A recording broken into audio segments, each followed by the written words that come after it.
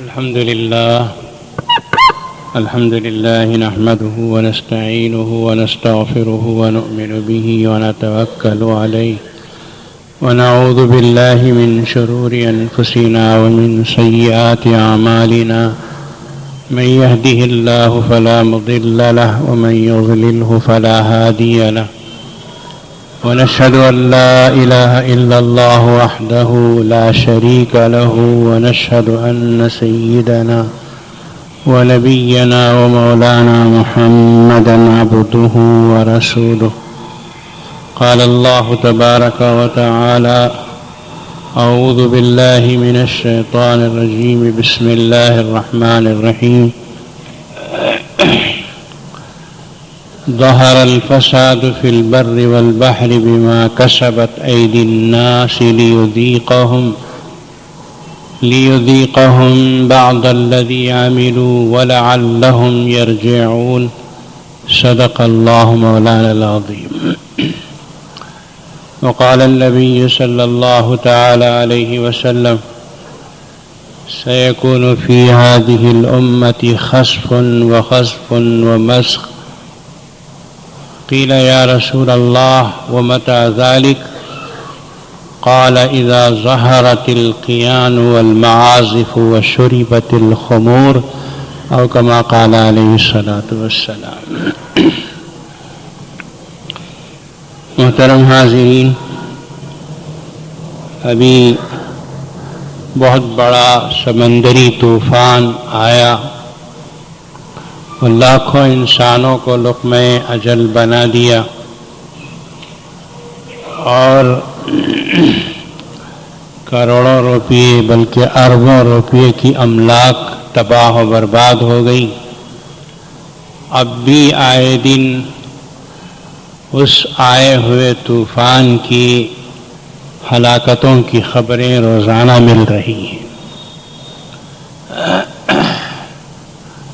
ظاہر ہے کہ یہ ایک ایسا واقعہ ہے جس پر پوری دنیا چونک گئی اور اپنے اپنے طور پر انسان جو کچھ کر سکتا ہے وہ کر رہا ہے. اس موقع پر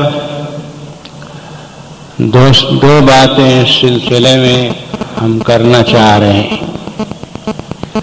پہلی بات تو یہ ہے کہ جب کبھی ایسی آفتیں آتی ہیں اور ایسی پریشانیاں زمین کی یا آسمان کے حوادث پیش آتے ہیں جو یقیناً اللہ کی طرف سے ہیں، تو تمام انسانوں کو چاہیے کہ بلا لحاظ مذہب و ملت سب یکجا ہو کر مصیبت زدہ لوگوں کی مدد کریں اور جس حد تک بھی مدد کر سکتے ہوں اتنی کریں. یہ ماشاءاللہ مسلمان اس ذمہ داری کو پوری طرح نبھا رہے ہیں. جو خبریں آ رہی ہیں، دیکھنے والوں نے جو کہا، میڈیا کے ذریعے سے جو خبریں آ رہی ہیں، اور پھر خاص کر کرناٹک کے مسلمان، کرناٹک کی حکومت، اللہ کا شکر ہے کہ کروڑوں روپے کی امداد پہنچا رہے ہیں. اور پھر ان مصیبت زدہ مقامات سے جو خبریں آ رہی ہیں، یہاں کے اردو اخبارات نے بھی اس کو شائع کیا کہ مسلمان غیروں کی جس طرح مدد کر رہے ہیں، مساجد میں ٹھہرا رہے ہیں، ہندو عیسائی کسی قسم کا فرق کیے بغیر. میں آپ کو کہنا چاہوں گا کہ یقیناً یہ ایک ایسی چیز ہے جو مسلمانوں کا اپنا اخلاق ہے، اپنا کردار ہے. اس حد تک تو ہم ٹھیک ہیں.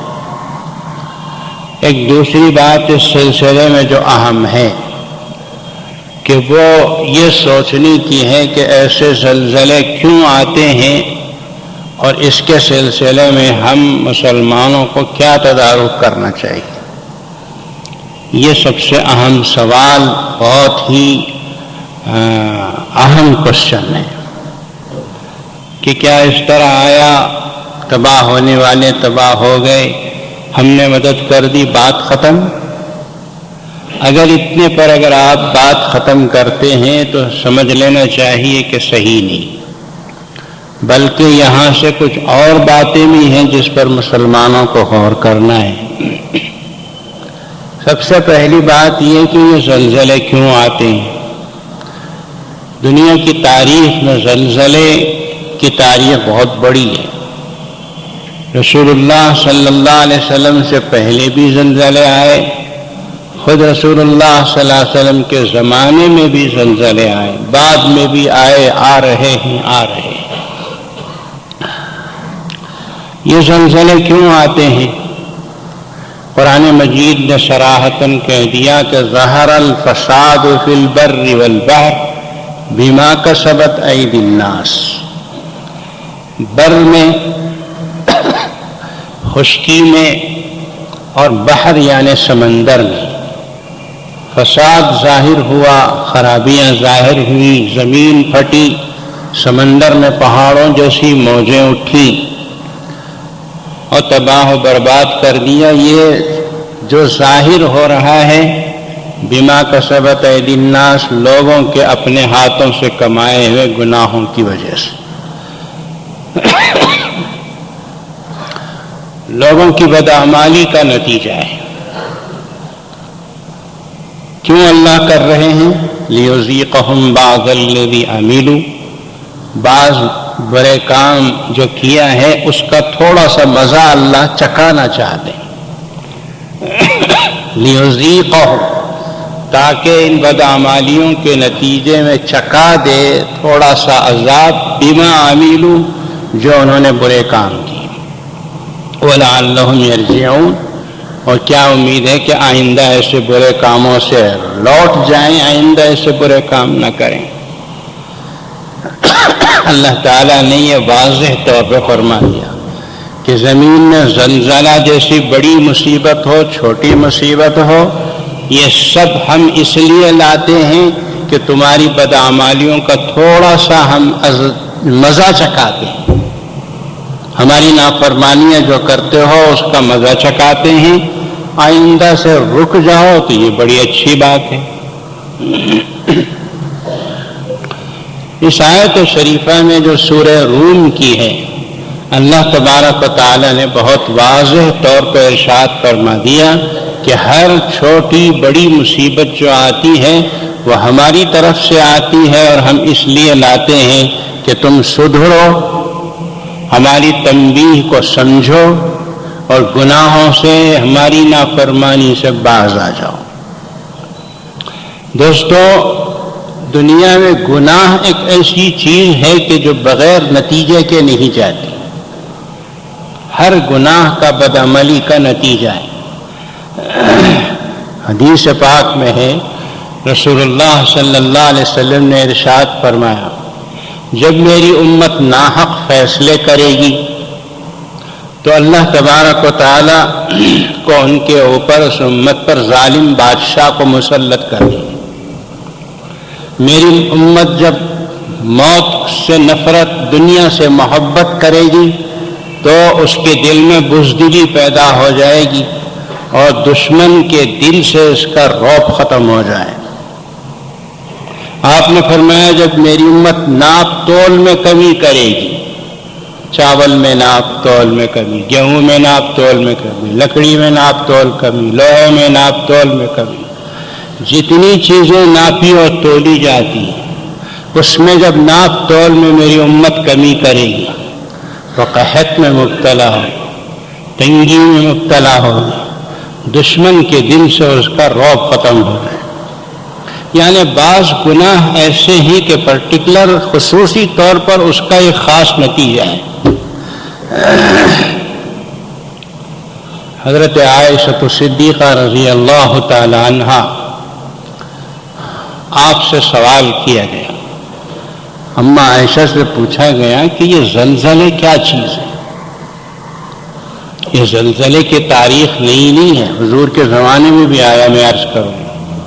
پوچھا گیا حضرت عائشہ رضی اللہ عنہا سے کہ یہ زلزلے کیا ہیں؟ تو تو ذرا توجہ چاہوں گا۔ حضرت عائشہ صدیقہ رضی اللہ تعالی عنہا نے فرمایا کہ جب گانے بجانے والوں کا عمل زیادہ بڑھ جائے، ناچ گانا زیادہ ہو جائے، شراب پینا معمول ہو جائے، لوگ بغیر کسی برائی اور قباحت کے شراب پینے لگیں، تو اللہ تبارک و تعالیٰ پہلے تو تھوڑی سی تنبیہ فرماتے ہیں، اور جب اس کے اوپر لوگ رکتے نہیں اس تنبیہ پر، تو اللہ تبارک و تعالیٰ زلزلے بھیجتے ہیں، جس سے آسمان کو چھونے والی عمارتیں زمین بوس ہو جاتی ہیں، اور سارا وہ نظام تہس نہس کر کے رکھ دیا جاتا ہے جس نظام کے تحت میں لوگ گناہ کرتے رہتے ہیں۔ معمولی سی تنبیہ شروع میں فرماتے ہیں، لیکن جب لوگ سدھرے نہیں تو پھر اللہ تبارک و تعالیٰ تھوڑا سا ہلا کے چھوڑ دیتے۔ تو یہ اللہ کا نظام ہے کہ جب اس کی فرما برداری ہوتی ہے تو اللہ تبارک و تعالیٰ کھلاتے ہیں، پلاتے ہیں، اچھا رکھتے ہیں، اور جب گناہ بڑھتے چلے جاتے ہیں تو اللہ تبارک و تعالیٰ تھوڑا سا ہلا کر انسانوں کو تنبیہ کر دیتے ہیں۔ آج آپ دیکھ لیجئے کہ مسلمانوں کا غیروں پر کوئی رعب نہیں، اتنے بڑے بڑے عرب ممالک دولت کے اعتبار سے بھی بڑے، لیکن کوئی حیثیت ان کی نہیں ہے، رعب ختم ہو گیا مسلمانوں۔ کیا سبب ہے؟ نبی کریم صلی اللہ علیہ وسلم نے ارشاد فرمایا کہ رعب، غیروں کے دلوں میں رعب پڑنا، دشمن کے دل میں رعب کا آنا۔ سمجھتے ہیں رعب کیا چیز ہے؟ حضرت عمر فاروق رضی اللہ عنہ جس گلی سے گزرتے ہیں اس گلی سے شیطان گزرنے کی ہمت نہیں کر سکتا۔ یہ رعب کون ڈالا؟ شیطان تو شیطان ہے، لیکن حضرت عمر فاروق کو دیکھتا تو گلی بدل لیتا تھا کہ یہاں سے وہ آ رہے ہیں۔ یہ رعب کس نے ڈالا؟ اللہ نے ڈالا۔ اور جب برائیاں بڑھتی ہیں تو رعب ختم ہو جاتا ہے۔ حضرت ثوبان رضی اللہ تعالیٰ عنہ بہت بڑے اونچے درجے کے صحابی ہیں۔ ایک مرتبہ رسول اللہ صلی اللہ علیہ وسلم نے ارشاد فرمایا، حضرت ثوبان روایت فرماتے ہیں، نبی پاک صلی اللہ علیہ وسلم نے فرمایا کہ ایک زمانہ ایسا آئے گا کہ دشمن ممالک اپنے دوست ممالک کو دعوت دیں گے مسلمانوں پر حملے کرنے اور مسلمانوں کو بانٹ لینے کے لیے، ایسے دعوت دیں گے جسے لوگ کھانے کے دسترخوان پہ دعوت دیتے۔ آج تو ہو رہا ہے، سب چیزیں آپ کے سامنے ہیں، میڈیا پوری طرح بتا رہا۔ عرب ممالک کے ساتھ جو سلوک ہو رہا ہے مسلمانوں کے ساتھ، وہ وہی ہے جو رسول اللہ نے کہا ہے صلی اللہ علیہ وسلم۔ تو حضرت ایک صحابی اٹھے، انہوں نے پوچھا یا رسول اللہ کیا اس زمانے میں ہماری تعداد کم ہوگی جس کی وجہ سے لوگ ہمارے اوپر حملہ کرنے کے لیے دعوتیں دیں گے، بلائیں گے؟ تو پیغمبر خدا صلی اللہ علیہ وسلم نے فرمایا نہیں، آج تم جس تعداد میں ہو اس سے ہزاروں گنا کی تعداد ہو، کروڑوں کی تعداد میں تم ہوگے، لیکن تمہاری حیثیت ایسی ہو جائے گی مسلمانوں کی جیسے تیز بہنے والے پانی کے مقابلے میں کچرے کی حیثیت ہوتی۔ یہ رسول اللہ صلی اللہ علیہ وسلم کے الفاظ، کچرا بہہ جاتا ہے، رکتا ہے کیا پانی کے مقابلے؟ اور پھر آگے رسول اللہ صلی اللہ علیہ وسلم نے ارشاد فرمایا کہ تمہاری حیثیت کچرے کی ہو جائے گی، دشمن کے دل سے تمہارا رعب ختم ہو جائے گا، اور تمہارے دلوں میں وہن کی بیماری پیدا ہو جائے گی۔ صحابی رسول نے پوچھا یا رسول اللہ یہ وہن کی بیماری کیا ہے؟ پیغمبر خدا صلی اللہ علیہ وسلم نے فرمایا حب الدنیا و کراہیت الموت، دنیا کی محبت اور موت سے نفرت، یہ وہن کی بیماری ہے، یہ تم مسلمانوں میں پیدا ہو جائے گا۔ تو پھر اس کے بعد مسلمان بس عیش و عشرت میں رہنا چاہے گا، کسی قسم کی محنت کرنے اور کسی طرح اسلام پر چل کر اپنے آپ کو پکا اور سچا مسلمان بنانے کی کوئی اس کے اندر جذبہ نہیں ہو، تو مسلمانوں کے دلوں سے رعب ختم ہو گیا، مسلمانوں کے لیے غیروں کے دلوں سے رعب ختم ہو گیا۔ اب آپ پوچھیں کہ یہ رعب کیسے پیدا ہوتا ہے؟ ہمارے آقا صلی اللہ علیہ وسلم نے اس کا طریقہ بتایا، کاش ہم اس طریقے کو ذہن میں رکھ کر جائیں اور سب جگہ اس بات کی تبلیغ کریں، لوگوں کو یہ پہنچائیں۔ نبی کریم صلی اللہ علیہ وسلم نے ارشاد فرمایا، من حفظ سنتی اکرمہ اللہ باربع خصال، جو میری سنتوں کی حفاظت کرتا ہے اللہ اسے 4 قسم کی چیزوں سے انعام و اکرام سے نوازتے۔ صاف سیدھی بات، حضور پاک صلی اللہ علیہ وسلم نے فرمایا میری سنتیں بہت بڑی دولت ہیں، میری سنتوں کی حفاظت کرو 4 چیزیں ملیں گی۔ پہلی چیز یہ ہے کہ المحبت فی قلوب البررہ، نیک انسانوں کے دلوں میں تمہاری محبت پیدا ہو، اولیاء کرام کے دلوں میں محبت آئے۔ اور دوسرا فرمایا والہیبۃ فی قلوب البررہ، فاجر و فاسق دشمنوں کافروں کے دلوں میں تمہارے لیے رعب پیدا ہو، کسی اچھے مسلمان کو دیکھ کے لوگ سر جھکاتے ہیں، یہ کوئی نئی بات نہیں۔ الہیبۃ فی قلوب البررہ فجرہ۔ تیسری چیز فرمایا والسعۃ فی الرزق، سنتوں کی پابندی کرنے والے مسلمان کے رزق میں فراخی ہوتی ہے، کبھی بھوکا نہیں رہے گا، اچھے سے اچھا کھائے گا۔ اور آخر میں فرمایا والثقۃ فی الدین، اس مسلمان کا جو سنتوں کی پابندی کرتا ہے اس کا دین بھی مضبوط ہوگا۔ یہ 4 چیزیں اس انسان کو ملیں گی جو انسان من حفظ سنتی، میری سنتوں اور میرے طریقے کو تلاش کر کے اس پہ عمل کرتا ہے، کھاتا میرے طریقے پہ، سوتا میرے طریقے پر ہے، کپڑے پہنتا میرے طریقے پر ہے، چلنا پھرنا اٹھنا بیٹھنا میں وہ کروں گا جو میرے آقا صلی اللہ علیہ وسلم نے کیا ہے، بس کامیاب ہے شخص۔ ایسے آدمی کا رعب تو خود بخود چھا جائے۔ صحابہ اکرام کی مثالیں بہت زیادہ اس سلسلے میں ہیں، لیکن میں موضوع سے ہٹنا نہیں چاہتا، میری عادت بھی نہیں۔ میں کہہ رہا تھا کہ حضور پاک صلی اللہ علیہ وسلم نے ارشاد فرمایا کہ تمہارا رعب دشمنوں کے دلوں سے ختم ہو جائے گا، تم گناہوں میں مبتلا رہو گے، تمہاری حیثیت خس و خاشاک کی سی ہو جائے گی۔ تو یہ گناہ ایسی چیز ہیں کہ اس کے ذریعے سے دنیا میں بلائیں اور مصیبتیں آتی۔ بعض گناہ تو دنیا میں ہی اس کا عذاب مل جاتا ہے، مثلا ماں باپ کی نافرمانی، ماں باپ کو ستانا، ماں باپ کو تکلیف دینا۔ کل تک چھوکرا اچھا تھا، آج شادی کر دی، دوسرے دن سے اس کا رویہ بدل گیا، ماں باپ کے، ماں باپ کو ڈھنگ سے بات نہیں کرتا، ماں باپ کی کوئی قدر نہیں، کوئی عظمت نہیں، ان کی روزی روٹی کا خیال نہیں۔ ایسی اولاد سمجھ کے رکھو، ایسی اولاد دنیا میں اللہ کا عذاب دیکھے گی، مرنے کے بعد کیا ہوگا وہ قصہ الگ ہے۔ دنیا ہی میں عذاب دیکھے گی اپنی آنکھوں سے کہ جس نے ماں باپ کو ستایا پریشان کیا۔ اسی لیے ہم نوجوانوں سے کہتے ہیں کہ تمہارے ماں باپ جس طرح کا بھی تم سے سلوک کریں، برا اچھا، تم ہمیشہ ان کے ساتھ اچھا سلوک کرو، یہی رسول اللہ صلی اللہ علیہ وسلم کی تاکید ہے۔ تو یہ کچھ گناہ ایسے ہیں کہ جن کا عذاب اللہ تعالیٰ فوراً دیتے ہیں، اور انہی گناہوں میں سے ایک گناہ ہے زنا، ایک گناہ ہے ناچ گانا، ایک گناہ ہے لونڈیوں کا ناچ، ایک گناہ ہے شراب پینا۔ یہ گناہ آج کل ایسے ہیں کہ ان کی برائی ختم ہوتی چلی جا رہی،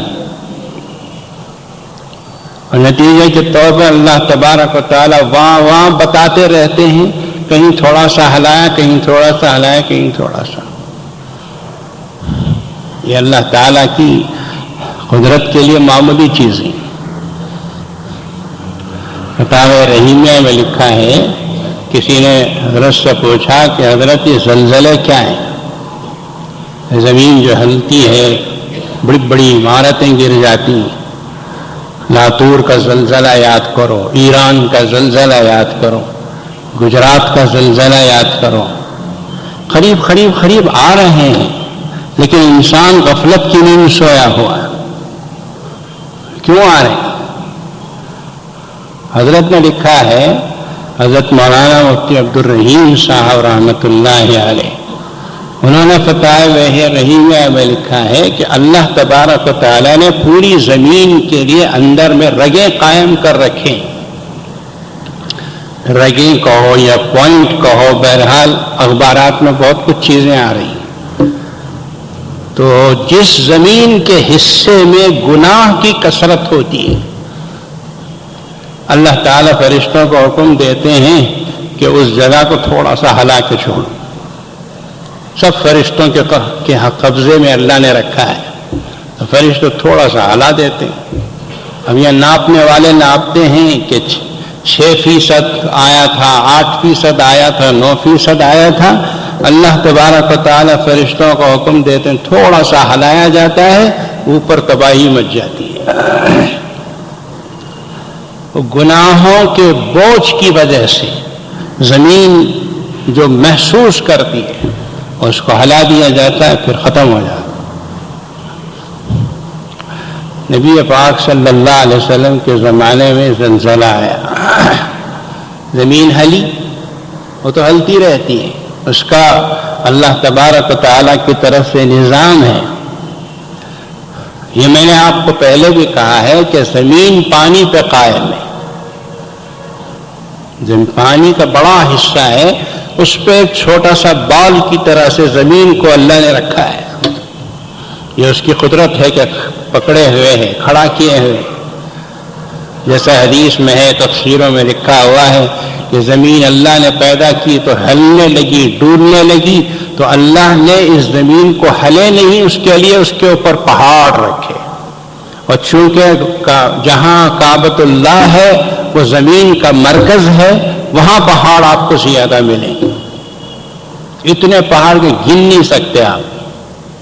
تو پوری زمین کا کنٹرول وہاں سے ہے کہ زمین اب ہلے گی نہیں. 100 درجے بلڈنگ بنا لو، ہلے گی نہیں.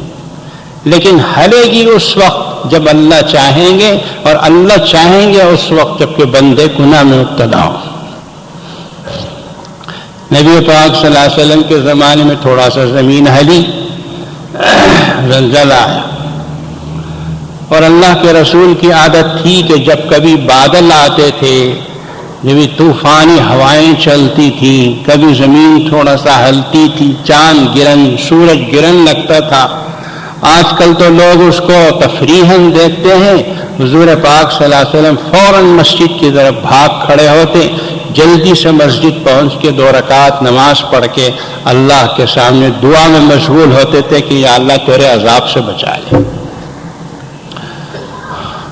تو زلزلہ آیا، زمین ہلی، تو نبی کریم صلی اللہ تعالی علیہ وسلم نے صحابہ کرام کو مسجد میں جمع فرمایا اور ارشاد فرمایا کہ دیکھو ابھی زلزلہ آیا، زمین ہلی ہے، اللہ تم سے توبہ چاہتے ہیں، توبہ کرو، توبہ اور استغفار کرو. صحابہ کرام کو توبہ اور استغفار کرنے کا حکم دیا. حضور پاک صلی اللہ علیہ وسلم نے ارشاد فرمایا کہ زلزلہ انسانوں کے گناہوں کی وجہ سے ہوتا ہے، اس کا علاج توبہ اور استغفار ہے. کہ بندہ توبہ کرے، استغفار کرے، روئے پلائے. اب بنگلور کا مسلمان صرف اخبارات میں پڑھتے ہوئے، ٹی وی میں دیکھتے ہوئے خاموش رہ جائے گا تو یہ بہت بڑی بے مروتی ہے. جیسا ریلیف کے لیے پیسہ دے رہے ہو، اسی طرح تھوڑا بہت اللہ کے سامنے رو بھی لو کہ اللہ میں بھی گنہگار ہوں، میں بھی مستحق عذاب ہوں، لیکن تو معاف کر دے، تیرا فضل چاہتا ہوں، تیرا رحم فرما دے، کرم کرو. تھوڑا سا رو بھی لو. اگر آنے والی کوئی بلا ہے تو اللہ تمہارے رونے سے ٹال دے.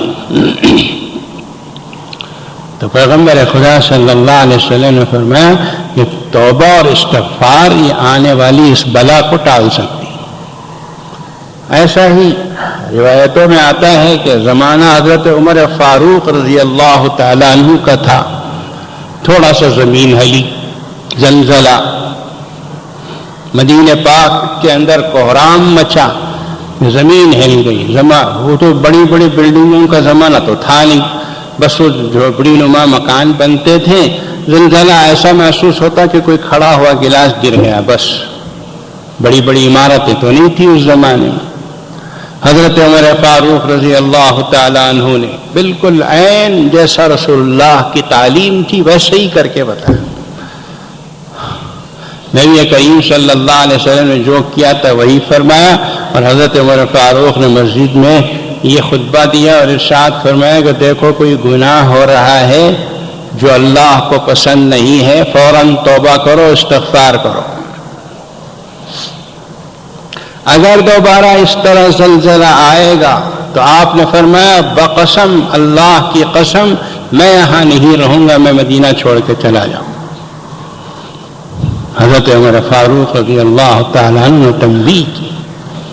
اب ظاہر ہے یہودی بھی ہیں وہاں، منافق بھی ہیں، تھے اس زمانے میں. تو اللہ نے ان سب کو پاک کر دیا.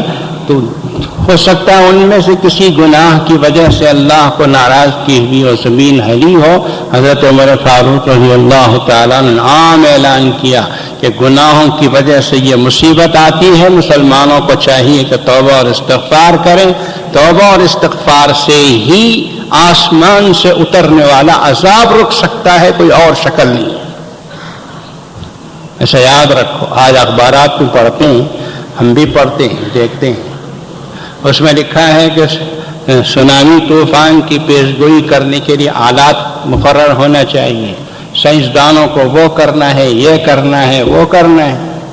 یہ سب بیانات اپنی جگہ درست ہیں، ہم کسی کے بارے میں کچھ نہیں کہنا چاہتے.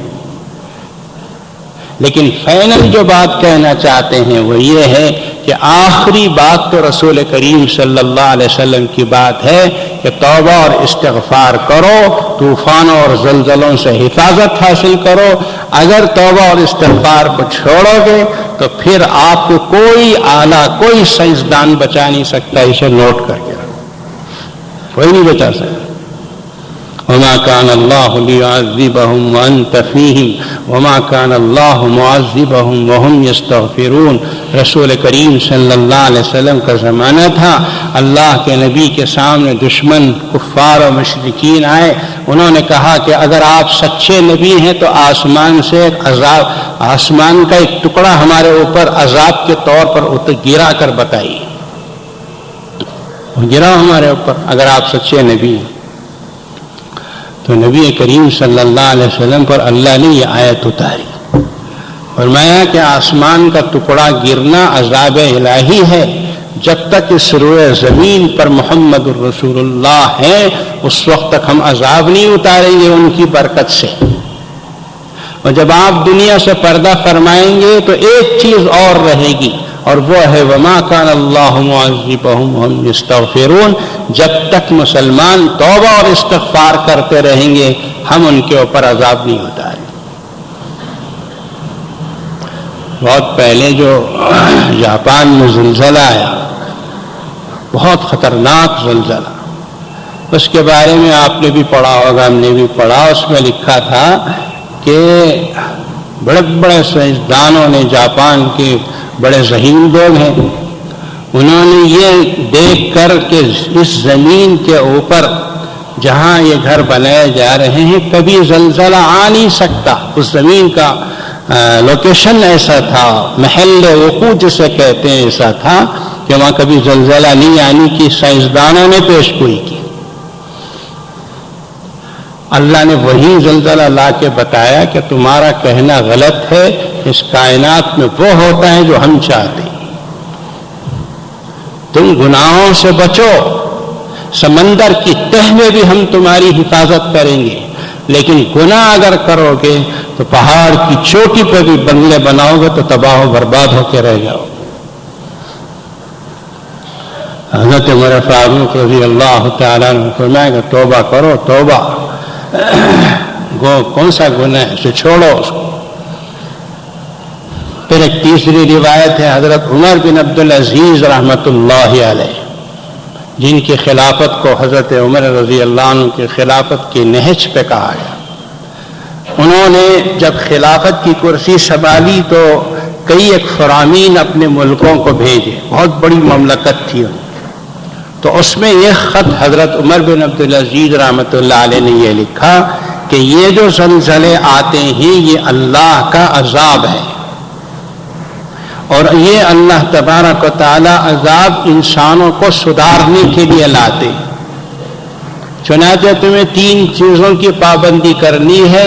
پہلی چیز توبہ اور استغفار کرنا ہے، دوسری چیز صدقہ اور خیرات کرنی ہے، چوتھی چیز یہ ہے کہ تم کو نوافل کی پابندی کرنی ہے، بدکاری کو چھوڑنا ہے۔ یہ 4 چیزیں کرو، زلزلے نہیں آتے۔ آج بھی وہ خط کہتے ہیں کہ بلاد اسلامیہ میں کسی ملک کے لائبریری میں محفوظ ہے، حضرت عمر بن عبدالعزیز رحمۃ اللہ علیہ نے اپنے فرامین میں لکھے۔ صدقہ اور خیرات تو آپ کر رہے ہیں ماشاءاللہ، اب جو تو ریلیف میں جو پیسہ آپ حضرات نے دیا وہ خود صدقہ اور خیرات ہے، بڑی چیز ہے، لیکن اس کے ساتھ ساتھ تھوڑا بہت روئیے، تھوڑا بہت توبہ اور استغفار کیجیے، اپنی زندگیوں کو بنانے کی کوشش کیجیے۔ یہ گھروں میں ناچ گانے جو کچھ گھسا رکھا ہے اور ایسی چیزیں جو خدا کو ناراض کرنے والی چیزیں ہیں، ان چیزوں سے خود اپنے آپ کو بھی بچاؤ اور اپنے اہل و عیال کو بھی بچاؤ۔ یہی ایک ذریعہ ہے جس کے ذریعے سے ہم اللہ کے عذاب سے بچ سکتے ہیں۔ میں نے اس سے پہلے بھی آپ کو روایت کہی ہے، اب بھی کہوں کہ حضور صلی اللہ علیہ وسلم حضرت عبداللہ بن مسعود رضی اللہ عنہ کے ساتھ جا رہے تھے،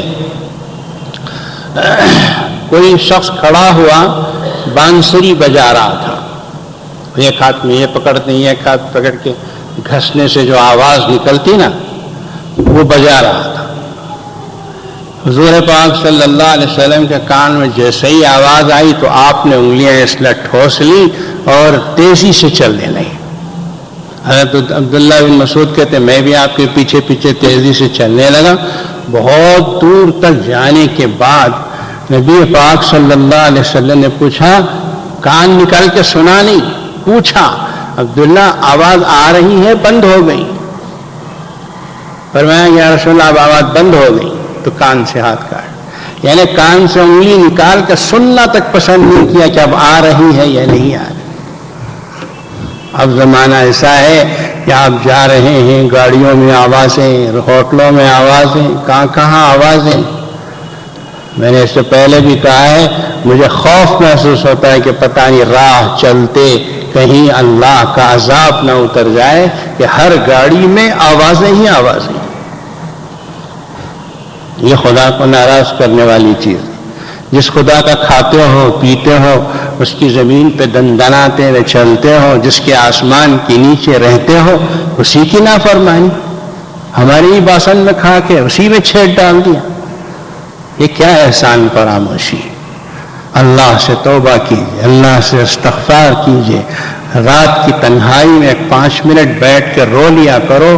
کبھی کبھی اس طرح رو لینا ہمارے اوپر اللہ کے آنے والے عذاب کو روکنے کے لیے سبب بنتا ہے۔ مجھے امید ہے کہ آپ حضرات اس کی طرف خاص توجہ فرمائیں گے۔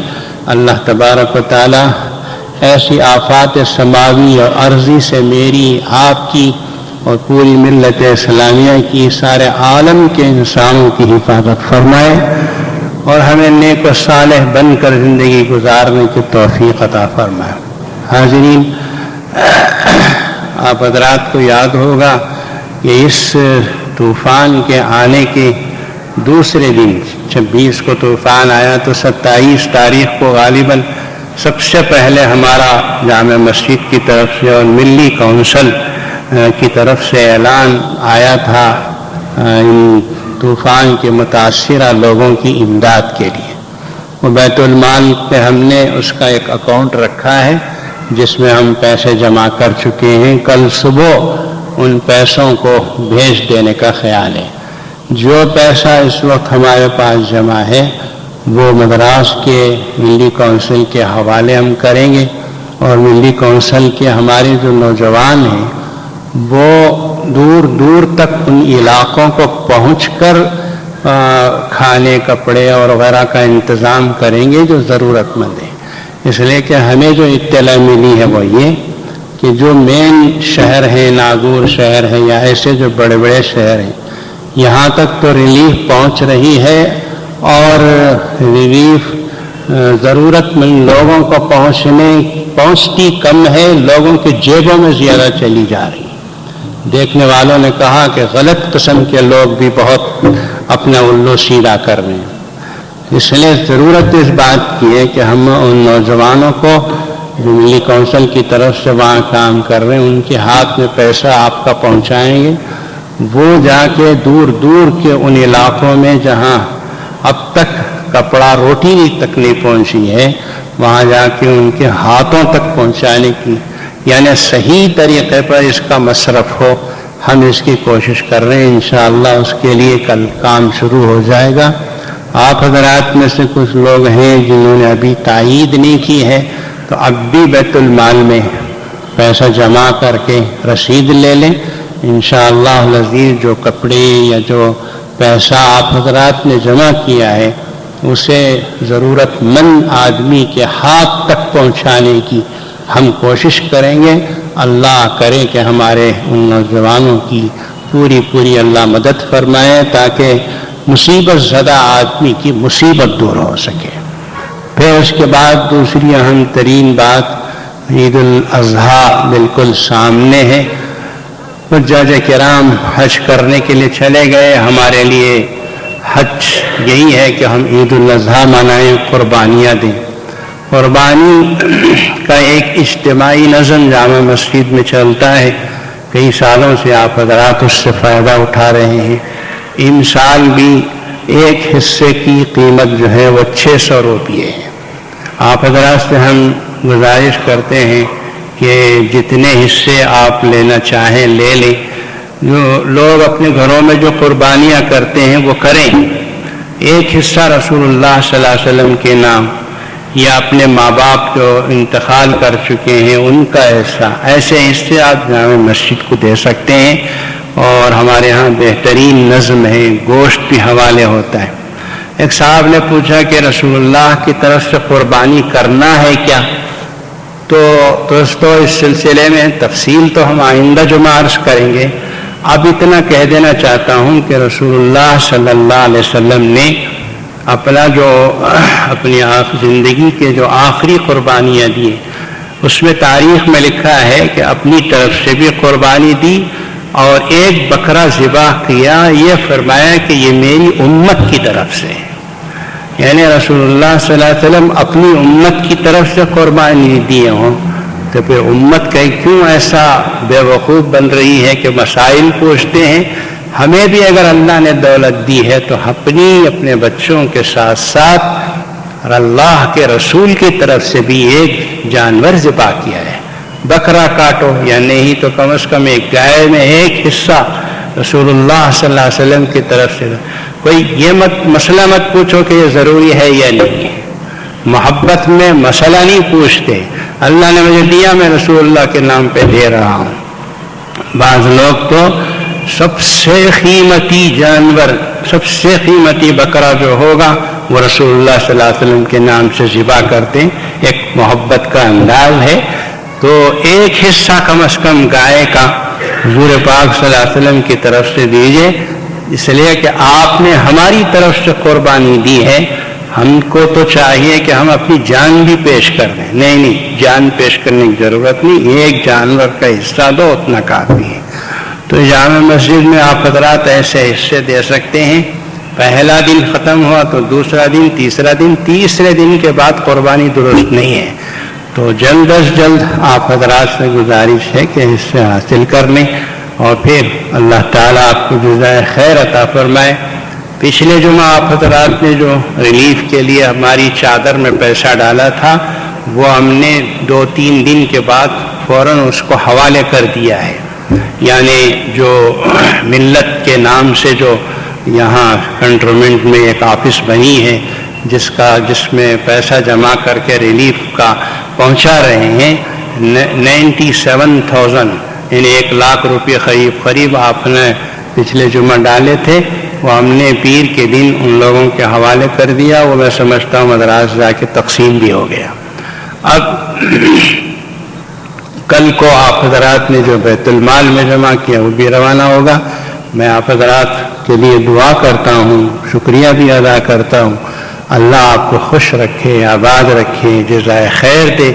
آپ حضرات کی مدد و نصرت و اعانت جس انداز سے جامع العلوم کے لیے، جامع مسجد کے لیے، اور جس کے لیے ہم اپیل کرتے ہیں اس کے لیے اللہ تعالیٰ اس کو قبول فرمائے، خلوص للہیت عطا فرمائے، اس کو سبب بنا کر عالم اسلام کے لیے، مسلمانوں کے لیے خیر کے فیصلے فرمائے، امن کے فیصلے فرمائے. ہمارے بچوں کو دین سے وابستہ کرے اور ہمارے مرنے کے بعد اللہ تعالیٰ اس کو ذریعہ نجات بنائے. وآخر دعوانا